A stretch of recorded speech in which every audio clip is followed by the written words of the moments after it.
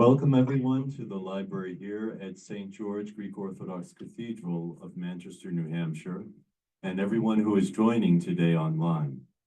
This is our final event for 2024 in our library speaker series, and the first where we are incorporating Zoom video conferencing. Today's event is being recorded for posterity. As you may have noticed, we have muted your microphones, and we ask that you keep your microphones muted throughout the presentation. After the presentation, we will open the microphones for questions. I'm your host, Mileti, and if you need to reach me, please use the chat facility. For those of you that are here in the library for the first time, we do have a guest book, and it would be great to let us know where you're from. A big thank you up front to George Copadis and to Gina Iphigenia Copadis for donating the materials that were used for the display table, and to Vanji Giotis for putting it together, and to Phil Liakos, who had provided some really excellent printing services. I'd like to show you what this looks like. Put it on the screen if we could, just for a minute. And do this. There we go. Screen. I'm getting handy with this. So this is a beautiful display table that was made with materials that were sent in from the family. And I'm going to zoom in so you can see how wonderful it is. A couple of books and pictures and newspaper clippings. Today we have all three of Iphigenia G. Copadis' grandchildren with us. We have George, who is here in person in the library, and we have Gina Iphigenia, who is on the call, and Michael, who is also on the call. Our talk today is approximately 40 minutes, and then we will open, as I say, for questions and answers at the end. And we would like to welcome Theodora Patrona, who received her PhD from the School of English at Aristotle University in Thessaloniki in 2011. She was awarded a memorial fellowship for her original doctoral thesis, and she received the Tsakopoulos Hellenic Research Fellowship twice in 2013 and 2022, and was the CHS Harvard Visiting Scholar for 2022 and 23. Dr. Patrona has published numerous articles and chapters on Greek American and Italian American literature and film, and regularly reviews for journals and sites abroad. She is the author of Return Narratives, Ethnic Space in Late 20th Century Greek American and Italian American Literature, Farley Dickinson's 2013, and co-editor of Redirecting Ethnic Singularity, Italian Americans and Greek Americans in Conversation, from Fordham in 2022. She's the winner of the Vasiliki Karagianaki MSGA, that's the Modern Greek Studies Association Award for Originality. She has taught at Aristotle University in Greece and the Hellenic Mediterranean University at Heraklion, Crete. And she is interested in the interweaving of identity and gender. Dr. Patrona is currently co-editing a special section as guest editor in the Journal of Modern Greek Studies with Dr. Eleftheria Arapoglu of the University of California, Davis, on Unknown Woman of the Greek American Diaspora, which is forthcoming in 2025. She has just written a preface for the reprint of Iphigenia Copadis' poetic collection, Yulia, from 1912, and that's also forthcoming in 2025. Dr. Patrona, welcome.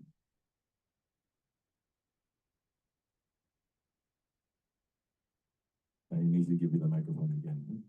Okay, please.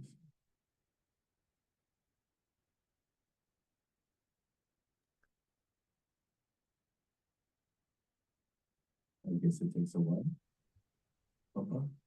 Hello. Hi, everybody. Good afternoon, everyone.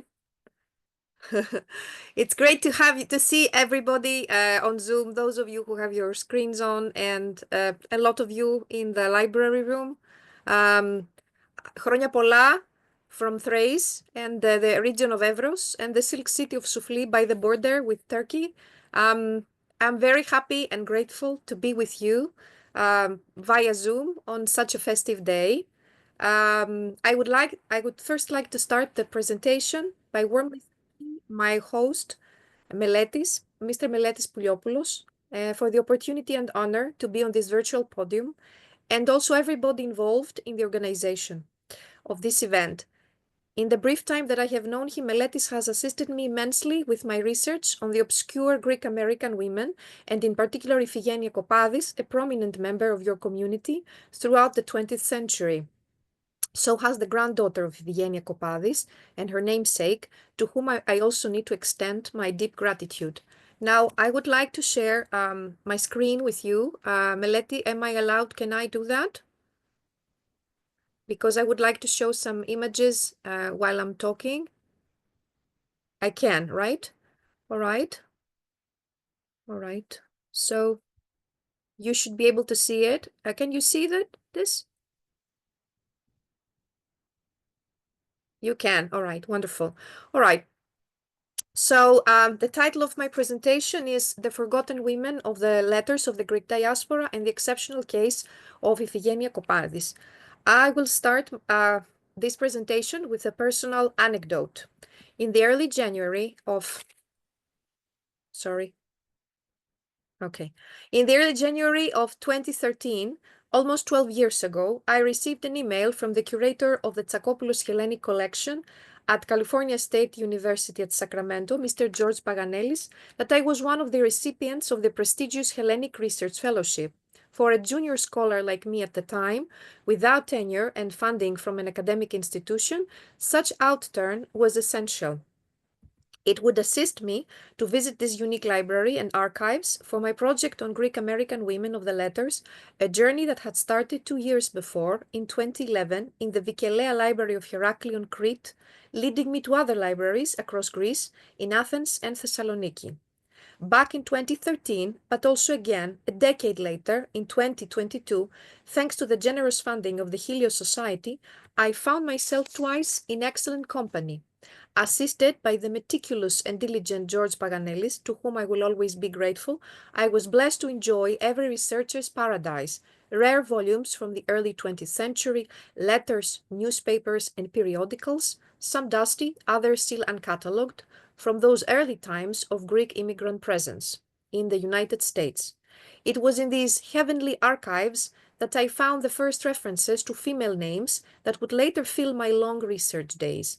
These women's names and some of their deeds I come to share with you today. The aim of my presentation today is to shed light on the forgotten female presence in Greek American letters, and in specific, to be able to appreciate the overall work of Iphigenia Copadis in an attempt to draw up a female genealogy of Greek American women of the letters. For this purpose, I will first navigate you through the context of Greek American female presence that has been revealed so far, and then I will focus on Copadis and her important work. This project is still in process, so there are a lot of gaps to fill. There are still a lot of gaps to fill. So first, the women that we know, and then a little bit about Copadis and biographical details, and then we will take a look at the women's periodical that Copadis owned and published from the late 1940s to early 1950s, titled Ελληνίδα, as well as her rare slim volume Για το ψωμί, a book she published in 1924. Stepping on Phyllis Chalk's insightful article, The Self-Made Woman, I retrace in the periodical and the novel the terms for the reconstructuring of the two worlds, Greek and American, so as to establish an understanding of the emergent and changing Greek-American female identity. Let's start by trying to understand the figure of the Greek immigrant woman in the United States in the first half of the 20th century. Among the first female scholars who noted the shroud of mystery surrounding Greek immigrant women, Alice Corby points at the pretext of considering the immigration experience as primarily a male experience, within quotation marks, with women consequently seen as an appendage, a passive component. Scorbunny also brings to the fore the negligence to acknowledge, quote, valuable skills which women used productively in the process of adapting to American values. End of quote. Moving one step forward from Scorbunny, the aforementioned Phyllis Chalk connects the invisibility of women with their in-betweenness, their constant movement as they sorted out, revised, or connected links where there were none before. End of quote. For Chalk, Greek immigrant women's work was left unseen and undefined in strict institutional terms, since these were used to describe male success. Actively turning her attention to Greek immigrant women's domestic sphere, Artemis Leontis ably notes scholarly negligence as regards women with the focus of the vast majority of existing studies on areas, topi, where good Greek immigrant women would traditionally not be allowed entrance. Turning to bibliography from the early 20th century, it is precisely women's domesticity and meekness that older studies like J.P. Zenidis's The Greeks in America from 1922 praise in Greek immigrant women in obeisance to the strict patriarchal mandates. Unable to trace any important Greek American women in art and letters, as he claims, Theodore Salutos merely mentions Maria Callas. In more recent times, Charles and Peter Moskos have pinpointed the early immigrant woman's lack of English skills, her vital bonds with the local Greek community, and her isolation from her non-ethnic milieu, admitting that she was forced to lead a circumscribed social life.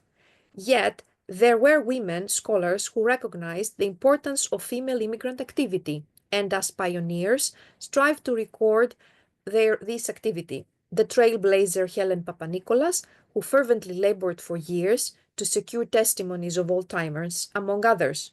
Simultaneously, Elaine Thomopoulos, with her work on the broader Chicago area, chronicled the lives of early immigrant women of Illinois as examples of resilience and ingenuity through her volume Greek American Pioneer Women of Illinois.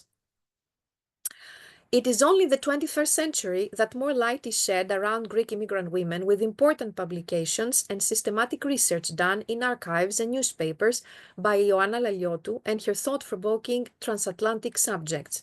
Giorgos Kalogeras and also Eleftheria Arapoglou studies foreground pioneer female Greek figures of journalism in the first decades of the 20th century, like Theano Papazoglou Margaris and Dimitra Vaca-Brown. In fact, Papazoglou Margaris and Vaca-Brown, along with the authors Efrosini Korina Kanoutas, Maria Vardoulakis, Ariadne Thompson, and Roxanne Kotsakis, consist the few most well-known, yet still understudied representatives of female intelligentsia of those early times of massive Greek migration to the US. Sieving through the archives and rare books of the Tsakopoulos Hellenic collection, I will now be drawing information from my published article, The Forgotten Female Voices of the Greek Diaspora in the United States. I can affirm the active participation of East Coast Greek immigrant women in communal life. They dare to participate in amateur performances of the first 2 decades of the 20th century that were created upon the immigrant arrival on American soil, but they were also active in intellectual circles. One example of female presence in these early times is Calliope Antipa, found among the members of the Boston Greek American Student Association, Helikon, that was founded by the first Greek Harvard professor, Aristidis Foutridis, in 1911, an educational circle that initially consisted of 13 members. Unfortunately, little is still known about this defiant woman or her further work. In those first decades of the 20th century, the journalist and author of the Greek American Diaspora, Nikos Rozakos, foregrounds the significant as well as forgotten role of the scholar Anna Triantafylidou, who gave lectures and presentations as well as published articles on the Neo-Hellenic culture. Rozakos also affirms that Triantafylidou, with her contributions in Dimitrios Kallimachos' short-lived periodical Ethniki Anagέννησης, and notably with her study «Η γυναίκα ως μουσουργός», further promoted the cause of demoticism among the New England literati. Scholars refer to early Greek women's engagement in children's education and theater, mentioning Aspasia Hadjidimitriou and Electra Zalouchou Mourtou, among others. Apparently, Hadjidimitriou wrote a multitude of works about immigrants in the early 20th century. She was the one who initiated children's theater in the Greek diaspora of the US with the sacred purpose, within quotation marks, of transmitting ethnic values and traditions to American-born generations, a cause to which Iphigenia Copadis was also dedicated. Hadjidimitriou's plays were numerous. I will now mention some examples. Το τιμημένο Σάββανο, The Holy Shroud, μέσα στους πόνους της σκλαβιάς, In the Pains of Slavery, το τάμα της Κυραπαναγιάς, The Promise to the Holy Mother, Ελληνόπουλα της Αμερικής στην Αθήνα, Greek Children of America in Athens, as well as more texts that have not been traced yet. What the titles of the latter emphasize, however, is their distinct educational character for Greek American children. Also noted for her remarkable pedagogical work, Electra Zalouchou Mourtou, the dynamic principal of the Greek American School of New York in the early 20th century. Zalouchou Mourtou struggled to convey Greek identity to younger generations and even wrote small dramatic plays like Η δυστυχία του ανδρόγυνου, The Misery of the Couple. We will now turn our attention to Iphigenia Copadis. Among these women, Iphigenia Copadis stands out with her pioneer work in the world of publishing in the first half of the 20th century. But first, let's briefly see her life. Born in Trikala in 1889, Iphigenia ne Gika was the sole female graduate from the junior high school of Trikala in 1903. From her early 20s, she was contributing to local newspapers and even published a poetic anthology titled Iulia, the first one to be published by a woman in the broader region of Thessaly, Greece. A French and English literature graduate from the University of Athens, she continued her studies in the Sorbonne in France, where she migrated in 1918. There she continued translating, writing short stories for local newspapers, and even published her first novel titled Το κορίτσι της ταβέρνας. In 1924, she permanently migrated to the US, where she married George Copadis and was active in intellectual circles until the end of her life in 1985. Among her greatest accomplishments is the publication of two more novels and also Ελληνίδα, the only periodical for Greek immigrant women in those times, initially written in Greek and hardly ever discussed before. Copadis was the owner, publisher, editor of the magazine for 6 years, from 1949 to 1955. Unfortunately, the saved copies of Ελληνίδα under Copadis' direction in the Tsakopoulos Hellenic collection are only 6, and they are all in Greek. The sample is surely limited, but the wealth of the 20-page-long issues gives ample room for thought and discussion, while also foregrounding bibliographical pools and scholarly gems still unappreciated. Copadis' Ελληνίδα, published between October 1949, this is the first issue, the image of the front cover of the first issue, up to December 1955, needs to be examined in the broader socio-cultural context of the late 1940s and early 1950s. Recognizing the lack of print reading material for women, the rising female economic power and consumerism in the US of the late 1940s, Copadis must have seen a business opportunity.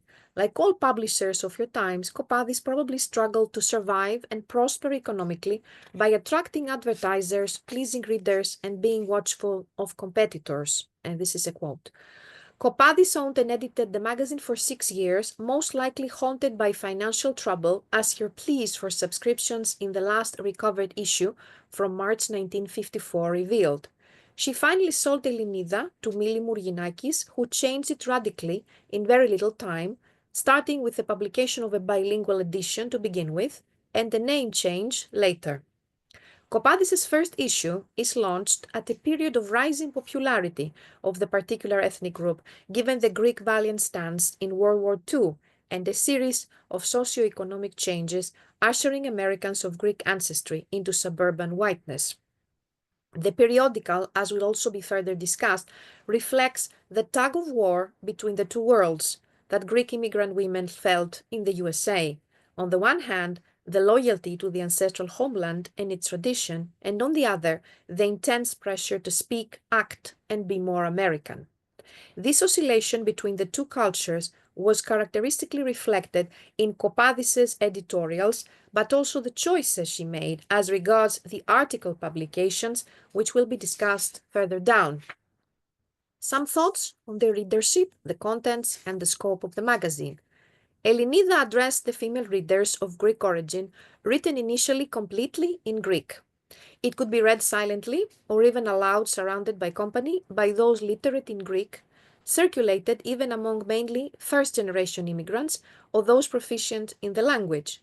As the announcement in the first issue of Elinida has it, subscriptions could be procured from both the US and Canada, thus covering a vast area of potential readership from several diasporic communities, quote, bringing the outside world to the individual household, end of quote, and transcending geographical and ethnic isolation. A survey of the contents reveals that the readers would not resort to the magazine to be informed on the current affairs of both countries, which was usually the case with women's periodicals of this time span. Instead, readers like those of Elinida were entertained and rather initiated into a certain amount of sophistication and refinement. But we'll talk about this a little bit more later. While it is not clear which social class of the ethnic community the magazine was aimed at, Copadis' upper-class background and education was mirrored on the periodical with, quote, articles on issues of wide cultural significance beyond the home, though always selected according to the editor's perception of women's roles and interests, end of quote. Copadis' articles seem aimed at a reader that actually, but not surprisingly, mirrored Copadis herself, a married, middle-aged woman of a certain affluence with grown-up children and interest for the world of art and intellect. At first, the array of topics is somewhat tentative, possibly expecting the reader's reactions and their comments. Following the thematic choices of women's periodicals of the time, Elinida included articles on arts like photography. There is an example of the article about the photographer Nelly Seraidarisu Yulzoglu, and painting, the Taki Sideris article, literature, both fiction, short stories, and poetry, like Christina Zavalas' poem, to female American history, an article titled Τα πρώτα βήματα της Αμερικανίδας. At first, there were also some more popular female topics covered, from articles and interviews denoting female strength and exceptional feats, for example, women in the Greek Revolution War in the March 1950 issue, and an interview with the pianist Gina Bachauer in the March 1954 issue, to beauty and cooking. For example, fashion in the March 1950 issue and Greek koulourakia in October 1949 issue, but also tips on being a good wife in the February 1950 issue. Elinida also sometimes contained jokes, social columns, and occasional pleas for charity packages to famished Greece. The advertisements, which constituted the basic source of income for periodicals, since the subscription money was reduced to a minimum of 50 cents per issue, included marriage brokers bringing brides to the New World in the December 1949 issue, general stores also owned by Greek immigrants in the February and March 1950 issues, and even a cheese company. Some thoughts on Copadis' role now. The scant references to Copadis in the existing bibliography project her as the only true scholar of her time, being a published author of 4 novellas, 3 in the 20s and 1 in the 60s. For Konstantinos Papafotiou, Copadis is an outstanding Greek-American woman, knowledgeable in languages, well-educated and refined, a very active member of the immigrant community with missionary and patriotic work. For her social work, Copadis was honored by the state of New Hampshire with the title of New Hampshire State Mother for the year 1966. As a prominent member of GAPA, according to Papafotiou, Copadis was deeply committed in the preservation of Greek language, culture, orthodoxy, actively promoting these pillars and women's involvement in this goal through her overall work. Among the most characteristic pieces of the 6 issues under examination is the first editorial of Elinida that deserves to be extensively discussed so as to illustrate the editorial stance and ideology.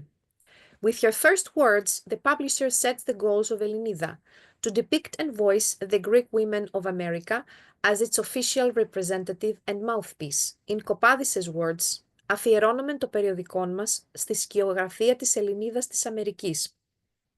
Ας της είναι το επίσημο όργανο για να μας πει τις σκέψεις της, τους παλμούς της, τα προβλήματά της. For those early female readers of the press, like for Copadis' Greek immigrant women scattered around the US and Canada and often lonely, sometimes housebound, the forum provided by periodicals, I'm using Barbara Sicherman's reflection here, quote, gave them a valuable and valued space, both literary and psychological, from which to move out of the parlor and into more public sites, end of quote. Believing in the importance of the venture and foreseeing its examination, as well as that of Greek America by future researchers, Copadis sketches her Greek American female reader to whom she addresses, a fervent keeper of religion and tradition, honoring the culture that laid the foundations for world civilization. Μα τόσο για τον ερευνητή που θα αναλάβει ένα τέτοιο έργο, όσο για εκείνον που θα διαβάσει κάποια μέρα την ιστορία αυτή, η Ελληνίδα της Αμερικής θα ξεπροβάλλει στον διεθνή στίβο του γυναικείου κόσμου σαν ένα σύμβολο πίστεως στον προαιώνιο νόμο της καταγωγής μας, νόμο που εθεμελίωσε τις ανώτερες αξίες της ζωής. These idealized and highly conservative projections of her Greek-American female reader set the ideological framework within which Copadis' publication will unfold. Copadis' outstanding Greek-American woman among the arena of the women of the world seems to echo Dimitrios Kallimachos' beliefs on women's moral lives as indexes of the nation's overall moral advancement or degradation, as this is quoted in Ioanna Laliotos' seminal volume Transatlantic Subjects. Copadis, moreover, recounts the Greek female migration story with a subservient Greek woman's arrival on Ellis Island next to a male connected through blood or marriage. She points to the fear and confusion that these women, often in traditional costume, must have felt coming from a pre-modern world in the quintessential urban metropolis.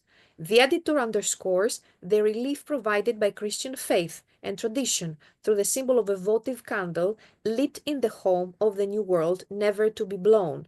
Copadis sees these two cultural elements as vital for the survival and nourishment of the first-generation women in the difficult times of relocation and adjustment. Not accidentally, this mental image created through Copadis' words, «Ανάβει το καντήλι που δεν πρόκειται να σβήσει», coincides with the first front cover of the magazine, the young woman in traditional attire lighting the votive candle in a small church. This image, not accidentally, also reconnects the reader with the long tradition of courageous women of the national past. In this succinct piece, Copadis encapsulates the essential roles immigrant women traditionally played in the family and the early Greek community. The publisher chronicles Greek female presence from the early immigrant times when they were far outnumbered by men, and the very few women took up the role of upholders of traditions, stereotypical warm homemakers and hospitable hostesses for the lonely bachelors of the community, mothers for all. Copadis does not hesitate to foreground the difficulties, the poverty of early times, the pain and worry shared around the dinner table. Εκεί γύρω από το φτωχικό μα φιλόξενο τραπέζι της Ελληνίδας νοικοκυράς θα μαζευτούν οι ξενιτεμένοι βιοπαλαιστέ. In this sense, Copadis seems to be in agreement with Kallimachos' representations, with migrant women having the responsibility to tame male passions and to advise and control the male migrants so that men would be able to work and benefit the nation with the products of their labor, end of quote. Ellen Papanikolas and also Elaine Thomopoulos would later toil on the recording of the fast disappearing stories of pioneer female figures of early Greek towns like the midwife and presbytera. Copadis' article, written as early as 1949, though, is so far one of the earliest written appreciations of the female contribution to the migrant material success and homemaking. In the mid-40s, the participation of immigrant women in those times in the familial and collective prosperity was still largely ignored. In her realistic account, Copadis goes as far as to reveal the harsh reality of the Promised Land, the fakeness of the American dream, the lost hope of return that troubles the first immigrants, themes she also tackles in her rare novel. Μιλούν αργότερα και για το μεγάλο όνειρο που έσβησε, το όνειρο του εύκολου πλουτισμού, του γρήγορου γυρισμού. However, for the publisher, the most important mission these women were called to undertake, following the gender roles of the strict patriarchal culture, is that of educating their children in the spirit of Hellenism. Nothing seems to equal the children's initiation into the culture of the ancestral land. Όμως οι ρίζες της ήταν βαθιά στερεωμένες στο ελληνικό χώμα. Ό,τι αποτελούσε την παράδοσή της είχε μεταφυτευθεί με τα παιδιά της εδώ. In this narrative, heavily imbued in the spirit of tradition, Copadis' courageous women are presented as fighters that sacrifice for what seems to be a lost cause, forgetfulness and assimilation, often proving to be inevitable. Following Copadis, αδιάφορο αν κάποτε την βλέπουμε να νικάται στον άνισο αγώνα. Εκείνη πολέμησε. Πολέμησε το κάθε τι να είναι ελληνικό στο σπίτι της. Η γλώσσα, οι συγκεντρώσεις, τα τραγούδια, οι χοροί, τα φαγιά, τα γλυκίσματα. End of quote.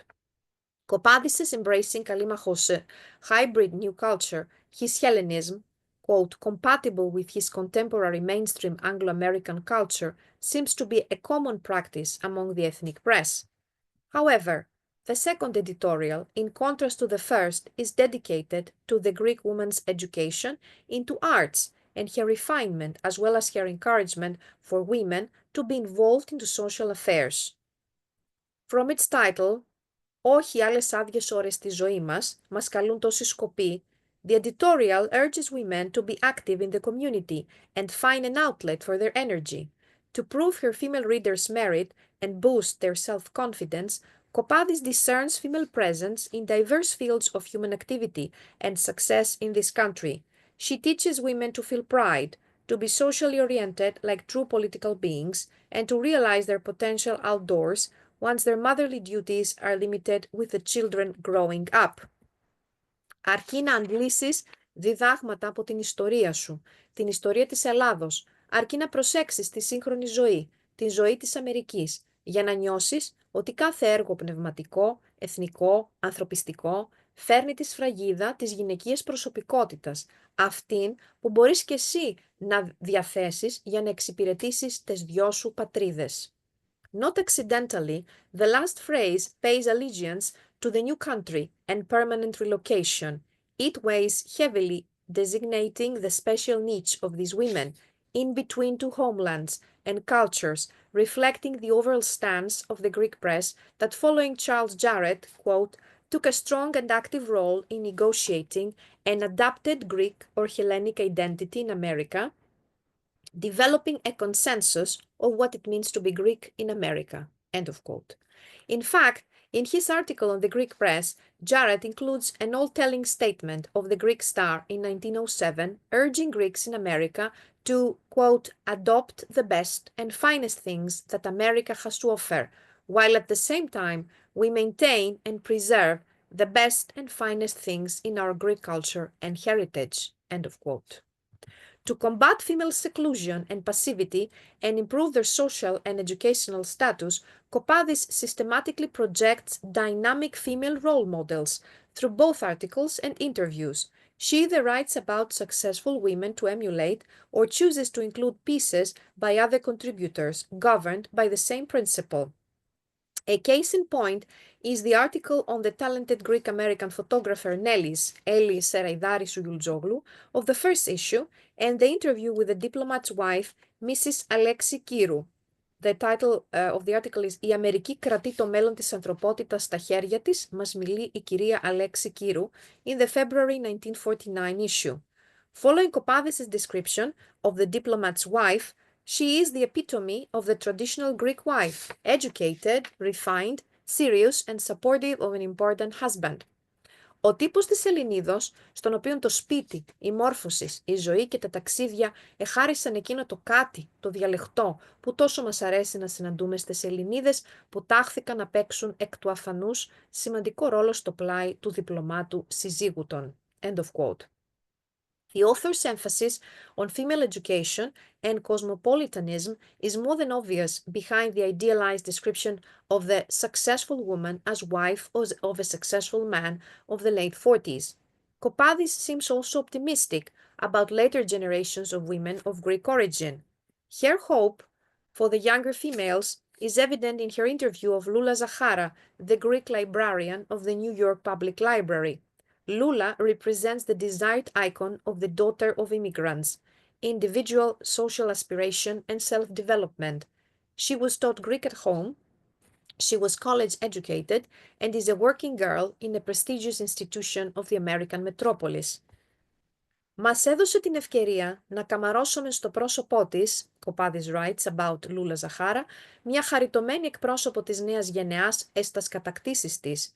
For Copadis, Lula wonderfully unites the best of two worlds, the culture and language of the ancestors and the opportunity and potential of the US. Copadis sees in Lula assimilation, social acceptance, and upper mobility in the land of opportunity, what the first destitute immigrants could only dream of. Να εφαντάζοντο οι πρώτοι μετανάστες μας πως μια μέρα μέσα στα περίλαμπρα ιδρύματα της μεγάλης χώρας θα έπαιρναν τη θέση τους ως ίσοι προς ίσον τα παιδιά των παιδιών των. It is important to note the shifting interest with the passing of time.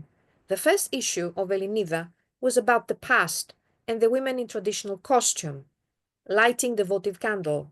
2 issues later, the second generation Lula takes the front page, uniting the two worlds and cultures as a new breed of professional women. While the first cover would agree with conservative first-generation women, the one with Lula appeals to younger generations, craving to test their powers in the working place, echoing the confusing expectations out of women in the 40s and the oscillation between the two worlds. The publishers attempts to satisfy the expectations of both older and younger readers. Now some thoughts on the impact of the magazine. References about Copadis' magazine, either introducing, criticizing, or praising it, are still very limited, and here is the room for further research, as far as one can tell from the available archives. Most references to the magazine are basically bibliographical ones. One hopes that future research will unravel more documents of the magazine and its significance, as well as more issues safeguarded in closed collections of libraries of American institutions. As regards the periodical reception, our only source so far is actually the magazine itself. Being a woman fervently involved in the contemporary Horic intelligentsia, Copadis had the support of the official church. The letter the Bishop Nisis, acting as Archbishop, sent her in the first issue appears as the stamp of approval of the Greek Orthodox Church, warmly welcoming the publishing venture. The bishop characterizes Ελληνίδα as a much-needed addition in the publishing world as the sole exclusively female periodical. Δεν είχε γίνει ωστόσο ειδική προσπάθεια δια την έκδοση περιοδικού αποκλειστικώς δια τας Ελληνίδας μας, τας από πολλών ετών ευρισκομένας εδώ και τας τελευταίας εξ Ελλάδος ελθούσας, says the bishop. The response of the readers, as seen in the saved copies, seems also enthusiastic, at least as far as we can tell from the subscribers who wrote to Copadis to renew their subscription and comment. The range is wide: Ohio, California, Vancouver, Chicago, both male and female, sometimes even priests. Some of the readers emphasize the impact of the first editorial. They confess how it voiced their own personal story of migration, finally finding a forum where they could have themselves heard. Assisted by other influential publications of her times, in the third issue of the magazine, December 1949, Copadis additionally includes comments from two well-known diaspora newspapers, the most powerful National Herald, Ethnikos Kyrix, praises the layout of the magazine, the variety of topics, and its usefulness for the entire family in the following words. Η Ελληνίδα είναι καλλιτεχνικώς τυπωμένη, στολίζεται με ωραίας εικόνας και με ύλην εκλεκτή, με ποίηματα και διηγήματα, με άρθρα και μελέτες μεγάλης ποικιλίας, όλα ευχάριστα, αξιανάγνωστα, χρήσιμα για την αναμερική ελληνική οικογένεια. The popular satirical newspaper Satyros wrote a laudatory poem for Copadis' magazine. Some thoughts on the rare book of Copadis from 1924 as we move to the close of this presentation. As I move towards the conclusion of this talk, I would like to briefly comment on the rare book written by Copadis that I was fortunate enough to trace through the Tsakopoulos Hellenic collection. Για το ψωμί, for bread, printed in New York in 1924, her second book after Το κορίτσι της ταβέρνας, Έρος μέθη αφύπνισης, which was published in Paris in 1921. The volume, which could be the earliest female Greek writing published in New York we have so far, we have known Mary Vardoulakis' Gold in the Streets to be the first Greek-American novel written from 1945. So 1924 for Για το ψωμί is very, very early, 20 years earlier. Includes a novella titled Για το ψωμί, a naturalist novel, a novella piece on the bleak reality of the life in Greece, and two interconnected short stories on the immigrant adventure titled Ο Νοσταλγός, The Homesick, and Ο Γυρισμός, The Return. Για το ψωμί, written following the author's note in Smyrna in July 1922 after she visited the war front, focuses on the impact of war upon the Greek youth, ending with the heroic sacrifice of the soldier Mitsos and the eternal mourning of his fiancée Maria. With clear socialist strokes that come as a surprise to the author's creeds, evident in Ελληνίδα, Copadis represents the bleak reality of Greek countryside with the poverty-stricken peasants and blood-sucking corrupt landowners. In this naturalistic milieu, destitute girls like the prostitute Lolota and the pure villager Maria are easy prey to prostitution or famine, while the novella seems unrelated to the two interconnected short stories that are published with it. All three narratives seem to follow three social phenomena of the times: social injustice with Για το ψωμί, war and destitution, the subsequent Greek migratory movement with Ο Νοσταλγός, and the return of the immigrant with Ο Γυρισμός. I would like to further comment on the two short stories.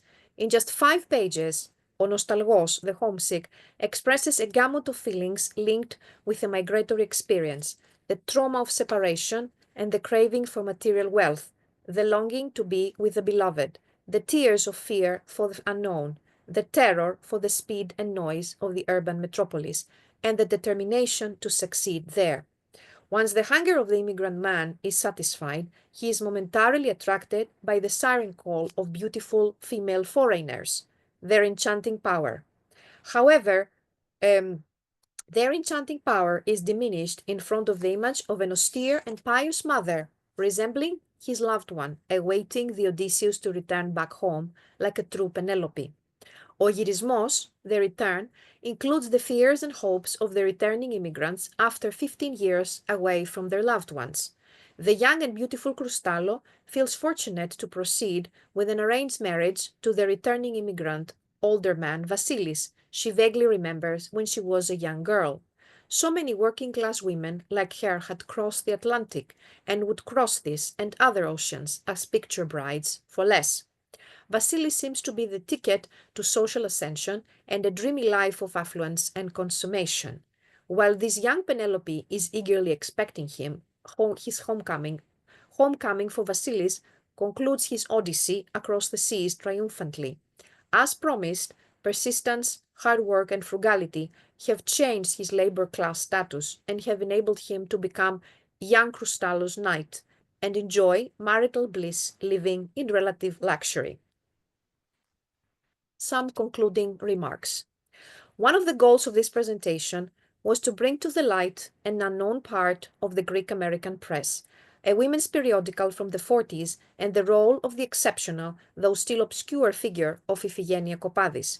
With articles written in Greek and reflecting aspects of the home culture, Ελληνίδα seems to have had its own dedicated readers, catering for their reading needs, educating and entertaining them, forging in them a sense of belonging in a traditionalist ethnic community, both in print but also real. Not allowed to voice themselves elsewhere, given the rules of female propriety, Greek women in America probably identified the periodical as a safe space to express concerns and interests, a mouthpiece they felt represented them and for which their opinions mattered. In many respects, Elinida greatly assisted its female readers by broadening their education in the sphere of the arts and literature. It also paved the way for their Americanization, a key function of the Greek press in general.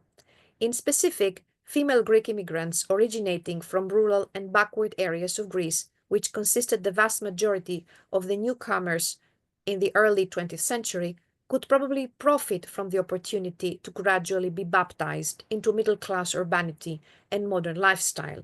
Finally, the focus of the interviewees, Bachauer, Zahara, Mrs. Alexikirou, etc., allowed female readers to peek at the world of possibilities in the new country, a professional life along with motherly and wifely roles, all combined.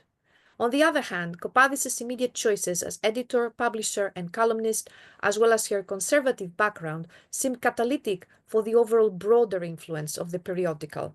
They allow ample room for discussion and reflection on the publisher's interventions that shaped the voices, self-identification, and initiative of her immigrant female readership.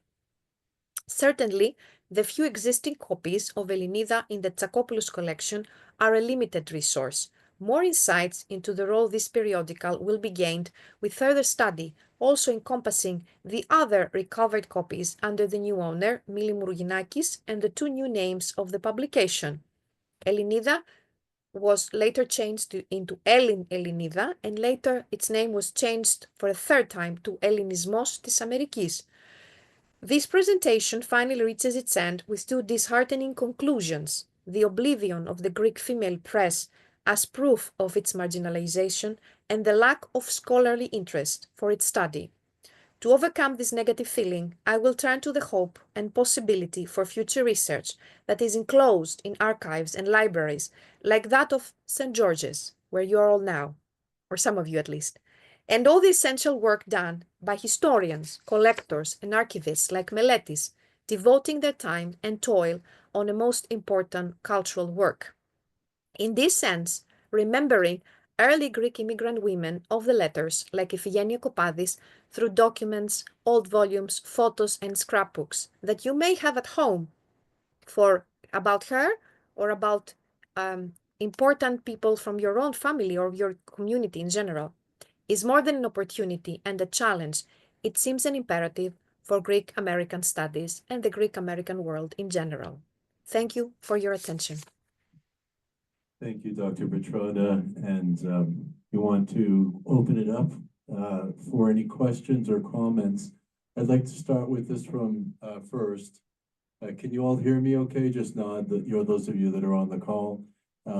We have with us here one of the senior members of the community, Mr. George Tsiramokos, who I had the pleasure of interviewing here, part one of his interview.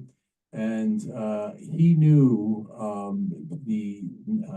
Mrs. Copadis personally, I believe, as many people did. But George, I want to just turn the mic over to you if you have some thoughts on Mrs. Copadis or on the presentation.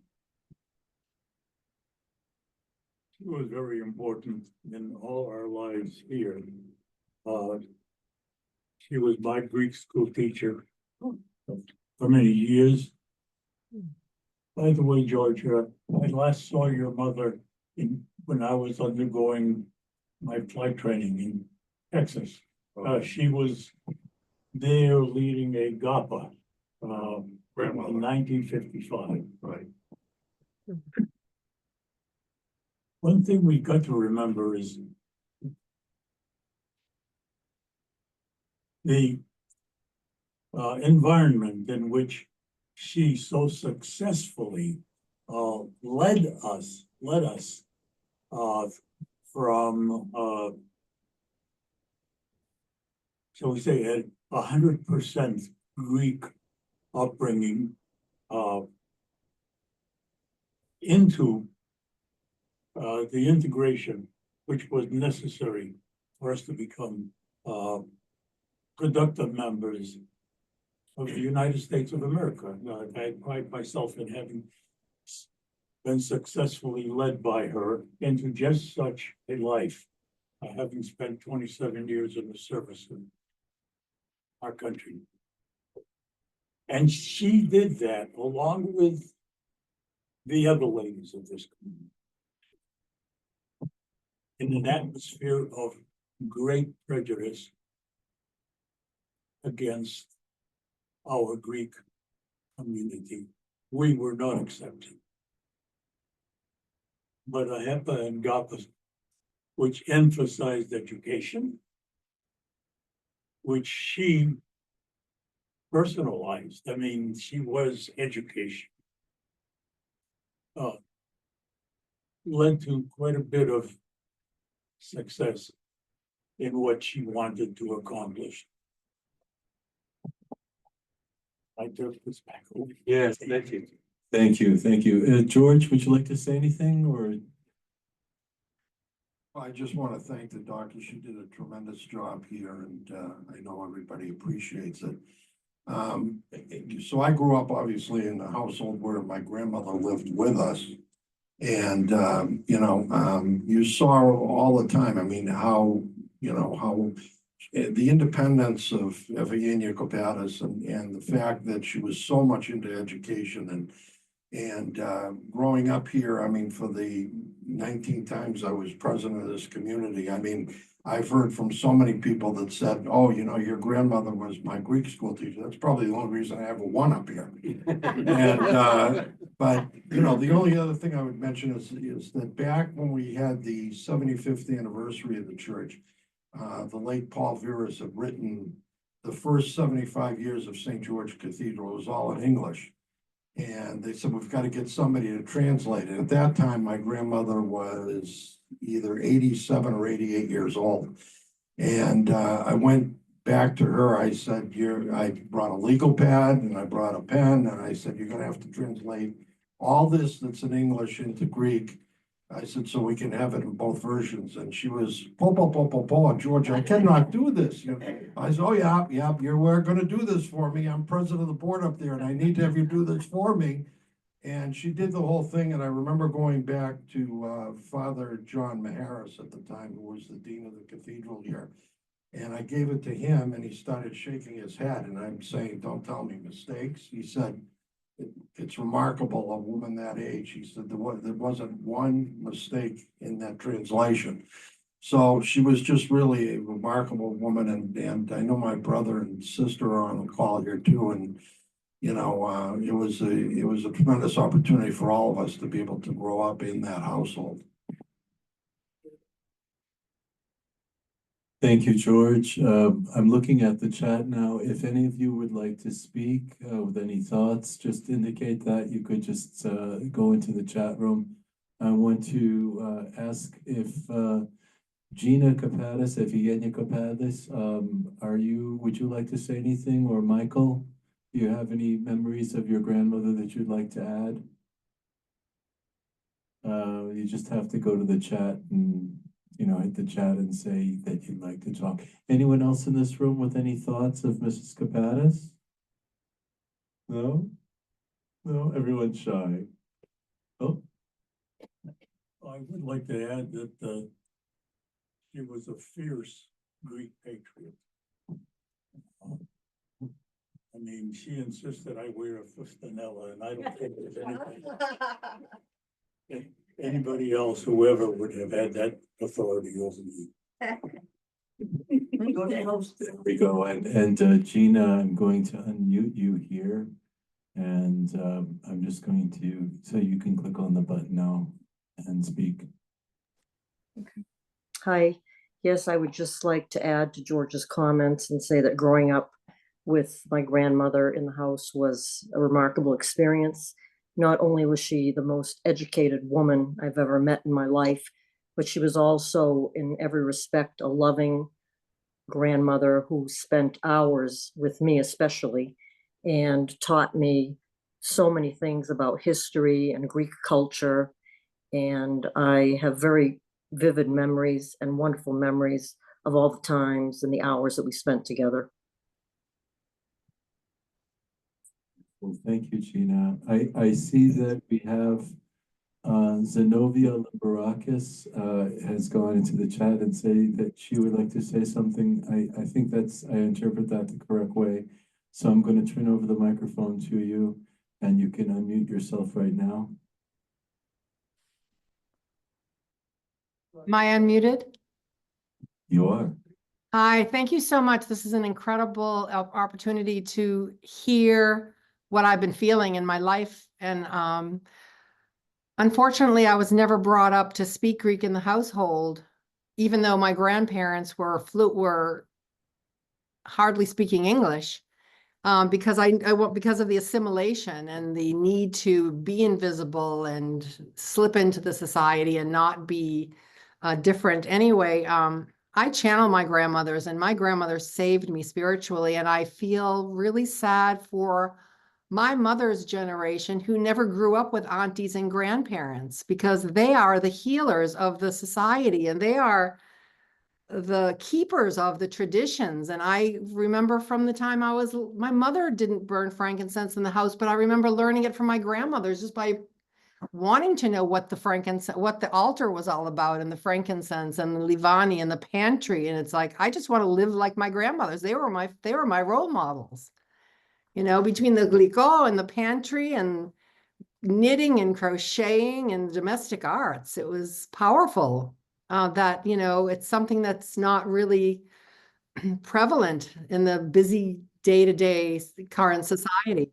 So anyway, I want to know if any of the books that you mentioned have been translated into English, or do you have any recommendations of books that cover this topic in English? Theodora?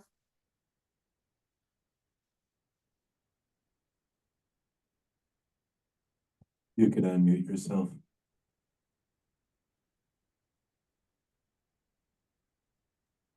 Thank you. Thank you for the question. What a wonderful comment.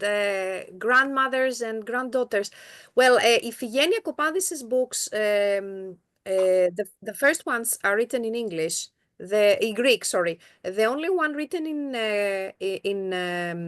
English is the last one from 1962, The Stamp of Fate, which I believe you have in St. Basil's Library. But its plot it has to do with the Byzantine Empire, with women in the Byzantine Empire. But for other recommendations about the bond between grandmother and grandchildren, I will write my email on chat, and I can send you some recommendations, like from other authors, books written by other authors. Okay. Thank you. That's excellent. And Elaine, are you on still? I don't see her. Elaine had indicated that Mrs. Copadis was her Greek school teacher. And I'm looking at the chat now, and hello, April, if you're still on, from Baltimore. And do say hello to Nicholas Previs, the historian down there, when you see him. Is there anyone else that anyone that would like to say anything? Yes, Barb, come on up. You can sit right here.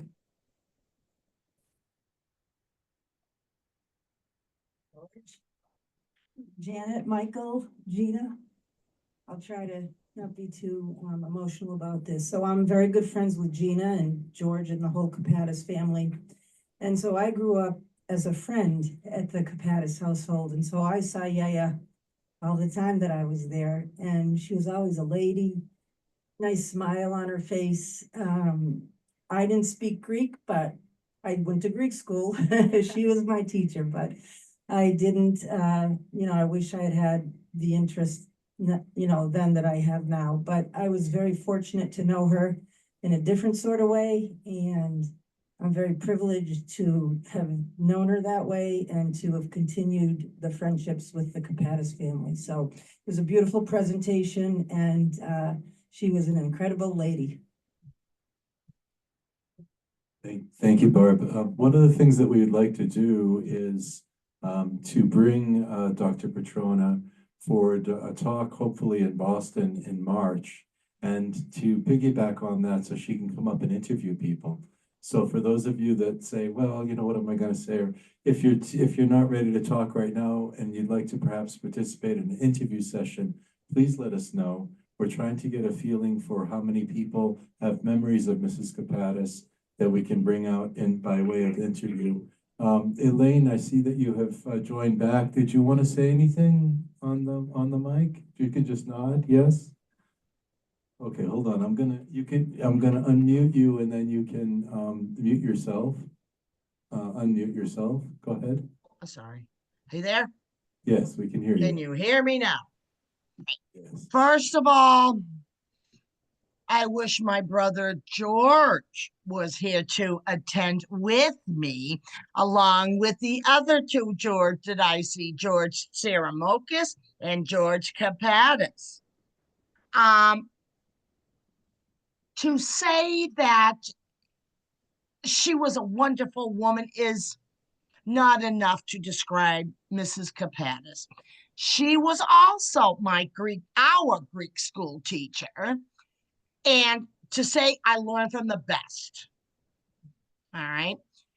And another thing, you know, we're all proud of our children as they grow up as adults. Now, to say that the Copadis family are proud of their yaya.